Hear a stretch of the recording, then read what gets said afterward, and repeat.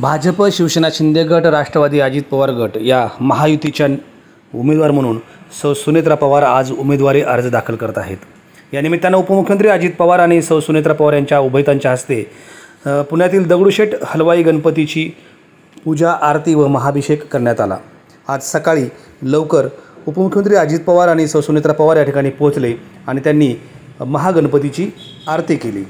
त्यानंतर महागणपतीला पूजन करून व नमस्कार करून या आजच्या उमेदवार अर्ज भरण्याच्या रॅलीला सुरुवात करण्यात आली आहे। पुण्यामध्ये उपमुख्यमंत्री अजित पवार आणि सुनेत्रा पवार या ठिकाणी दगडूशेठ हलवाई गणपतीच्या मंदिरात पोहोचलेले आहेत आणि त्या ठिकाणी आरती सुरू आहे आणि यानंतर ते उमेदवारी अर्ज भरण्यासाठी निघणार आहेत।